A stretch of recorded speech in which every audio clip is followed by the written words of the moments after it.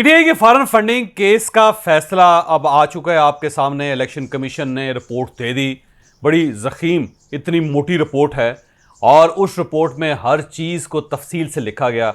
ये भी बताया गया कि 34 ऐसे लोग हैं जिनका ताल्लुक पाकिस्तान के साथ नहीं है, वो किसी दूसरे मुल्क के शहरी हैं, उन्होंने फ़ंड किया। 351 ऐसी कंपनीज़ हैं जिनका ताल्लुक पाकिस्तान के साथ नहीं है, फॉरेन कंपनीज़ हैं, इन्होंने फ़ंड किया। फिर वोटन क्रिकेट क्लब के बारे में भी उसके अंदर पूरी तफसील के साथ लिखा गया। फिर इसके अलावा जो अन्नेहान ग्रुप है, अन्नेहान फैमिली है, उसके बारे में भी उसके अंदर लिखा गया, जिक्र किया गया कि बाहर से लोगों ने इस पार्टी को फ़ंड किया। बेशुमार चीज़ें अब तक तो हर मीडिया के ज़रिए आप तक पहुंच चुकी होंगी और आप सारी चीज़ों से अब अजबर आपको हो चुकी होंगी और आप वाकफ़ हो चुके होंगे, लिहाजा इन सारी चीज़ों को दोहराने का कोई फ़ायदा नहीं है।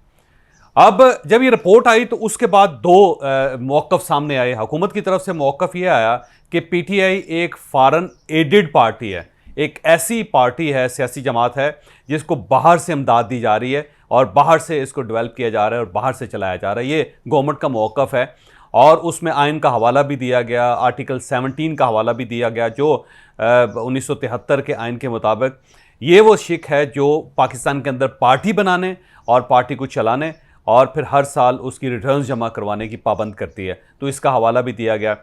फिर ये हवाला भी दिया गया कि अगर पार्टी को बाहर से फ़ंड किया जाए तो उसकी क्या सज़ा है। ये सारे हवाले ज़ाहिर है राना सनाउल्लाह साहब ने और हमारे वज़ीर कानून ने, दोनों ने आपके सामने रख दिए हैं, आपने सुन लिया। और उसके मुकाबले में पाकिस्तान तहरीक इंसाफ का मौक़िफ़ बड़ा दिलचस्प है। उसमें शाह महमूद कुरैशी साहब ये कह रहे हैं कि ये पीटीआई की जीत हुई है और नून लीग की हार हुई है क्योंकि हमारी पार्टी पर पाबंदी नहीं लगी।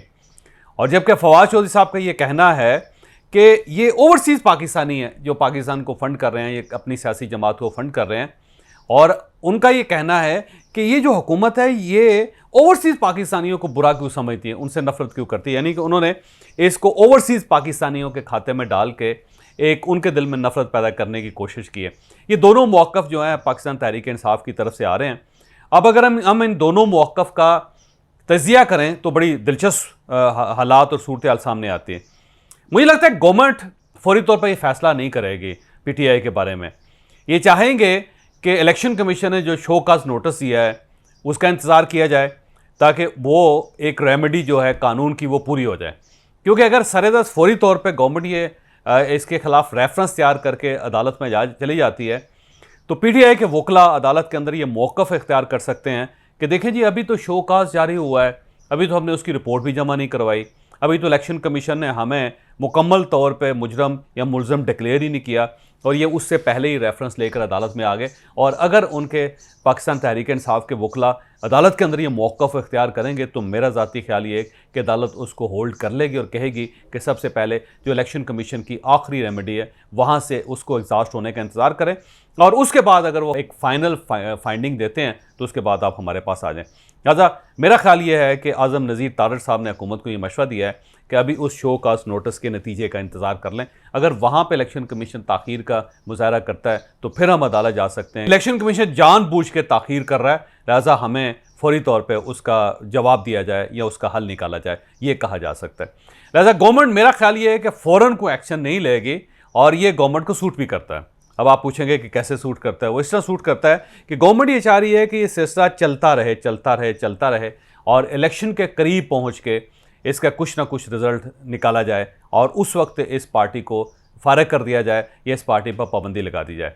क्योंकि अगर आज इस पार्टी पर पाबंदी लगा दी जाती है तो इमरान खान साहब के पास तकरीबन 1 साल की स्पेस मौजूद है और इस 1 साल के अंदर अंदर वो एक नई पार्टी खड़ी कर सकते हैं। लेकिन अगर फ़र्ज़ करें कि इस दौरान पार्टी पर पाबंदी नहीं लगती और अदालत जा रहे हैं, अदालत आ रहे हैं और कभी वजारत दाखिला के अंदर पेश हो रहे हैं, कभी वजारत कानून के अंदर पेश हो रहे हैं, तो उस दौरान पाकिस्तान तहरीक इंसाफ एक नई पार्टी खड़ी नहीं कर सकेगी। लिहाजा उसी में उलझी रहेगी और जो ही इलेक्शन के करीब पहुँचते हैं और अगर पाकिस्तान तहरीक इंसाफ के ऊपर पाबंदी लग जाती है तो फिर इमरान खान साहब के पास इतना वक्त नहीं होगा कि वो एक नई पार्टी खड़ी कर लें। लिहाजा मेरा ख्याल ये है कि हुकूमत इस सारे सिलसिले को 1 साल तक ड्रैग करने की कोशिश करेगी और उसमें हुकूमत को बहुत ज़्यादा फ़ायदा है। दूसरी तरफ पाकिस्तान तहरीक इंसाफ की एक स्ट्रेटजी थी जी जो उससे पहले हमारे अकल में नहीं आती थी, समझ नहीं आती थी उसकी, लेकिन आज उसका पता चला है कि इमरान खान साहब ऐसा क्यों कर रहे थे। जब चौधरी परवेज़ इलाही साहब का केस अदालत में गया सुप्रीम कोर्ट में, तो 3 जजेस का बेंच बैठा और उसने चौधरी परवेज़ इलाही साहब के हक़ में फ़ैसला दिया। और आज परवेज़ इलाही साहब वज़ीर आला हैं पंजाब के। उस दौरान इमरान खान साहब ने अपने साथियों, अपने तर्जुमानों से ये कहा था कि तुमने किसी एक जज की भी तारीफ़ नहीं करनी। हमारे हक़ में जो फ़ैसला आ गया है या हमारे हक़ में जो रिमार्क्स दिए जा रहे हैं, उसके जवाब में आपने ना चीफ जस्टिस ऑफ पाकिस्तान की तारीफ़ करनी है, यानी उमर अता बंदियाल साहब की तारीफ़ करनी है, ना आपने एजाजुल एहसन साहब की तारीफ़ करनी है, ना आपने जस्टिस मनीब अख्तर की तारीफ़ करनी है। आपने खामोश रहना। आप देख लीजिए, जब ये फ़ैसला आया तो पाकिस्तान तहरीक इंसाफ के किसी एक शख्स ने भी किसी जज का नाम लेकर उसकी तारीफ़ नहीं की। इवन इमरान खान साहब, उन्होंने जलसा भी किया, उसमें उन्होंने फ़ैसले को सराहा। सुप्रीम कोर्ट ऑफ पाकिस्तान के किरदार को उन्होंने किसी जगह उसका जिक्र नहीं किया और ना ही इन 3 जजेस का जिक्र किया। उस वक्त जब ये इंफॉर्मेशन हमारे पास आई तो हम लोग बड़े हैरान थे कि एक फ़ैसला इनके हक़ में आ गया है। तो मेरा ख्याल है जो पीटीआई का डीएन है, ये तो हमेशा ढोल बजाते हैं उस पर, और ये कहते होते हैं। आपको याद होगा कि जनरल बाजवा साहब के बारे में इमरान खान साहब क्या कहते थे कि जमहूरी जनरल हैं, उन्हीं से अच्छा जमहूरियत पसंद हो नहीं सकता, और ये जो जनरल आए हैं ये कमाल है। और इसी तरह जब इलेक्शन कमीशनर लगाया था इन्होंने, यही राजा साहब, तो उनके बारे में ये ढोल पीटते रहे। इससे पहले भी जहाँ पे ये अपॉइंटमेंट करते थे, कोई पोस्टिंग करते थे, वो चीफ सेक्रेटरी पंजाब हो, आईजी पंजाब हो, वो लाहौर के सीपीओ हो, कोई भी हो, आप देख लीजिए, उसमें इमरान खान साहब ढोल ज़रूर पीटते थे। और यही ढोल जो है बाद अज़ां इनके रिमार्क्स की शक्ल में दोबारा मीडिया प्ले करता था।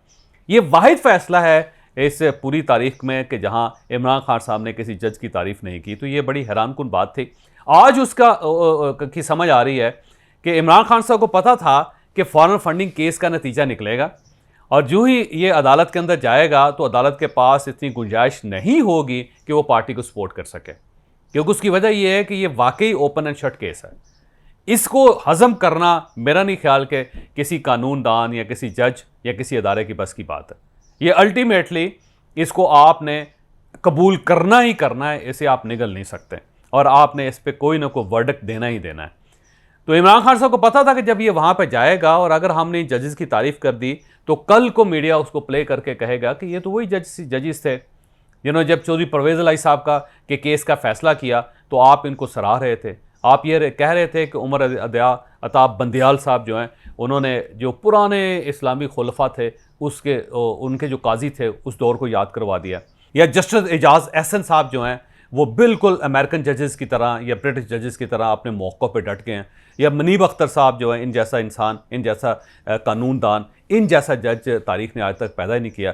जब आप ये कहेंगे और मीडिया प्ले करेगा तो फिर आपके पास जवाब नहीं बचेगा।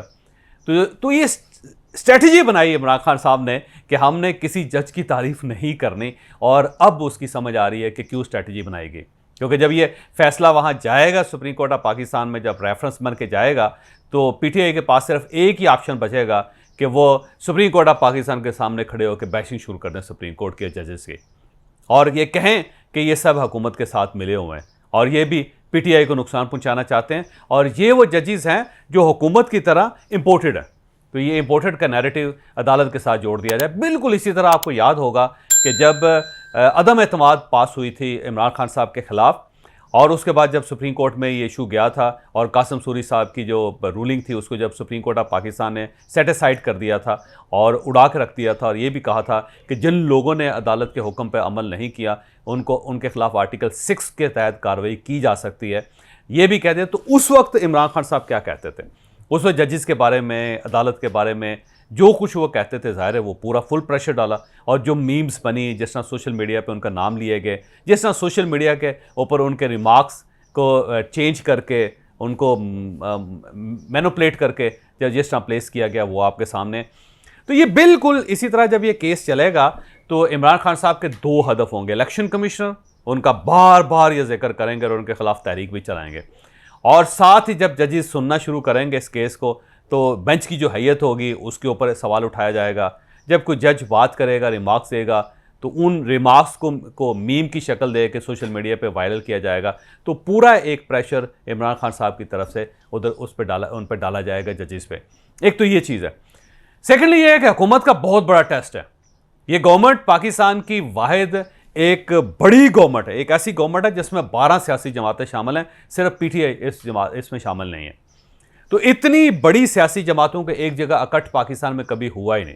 तो एक बड़ी कोलिशन के साथ ये गवर्नमेंट बनी हुई है और इस गवर्नमेंट को एक खुला मैदान भी दिया जा रहा है, इनको घोड़े भी दिए गए और खुला मैदान भी दिया गया और उनके पास अब इसके पास एक इतना बड़ा फैसला आ चुका है जो मेरा नहीं ख्याल कि पाकिस्तान में इससे पहले किसी सियासी जमात के बारे में इतना बड़ा फैसला इलेक्शन कमीशन ने किया हो। अब हुकूमत का टेस्ट है कि क्या वाकई इनके असाब इतने तगड़े हैं कि ये उस पर डिसीजन ले सकें या पोजीशन ले सकें। अगर गवर्नमेंट इस कैश को भी ड्रॉप कर देती है तो फिर मेरा ख्याल है गवर्नमेंट नहीं है, फिर मामला ख़त्म हो गया। फिर ये अगला इलेक्शन भी नहीं जीत सकेंगे, ये उसमें भी हार जाएंगे।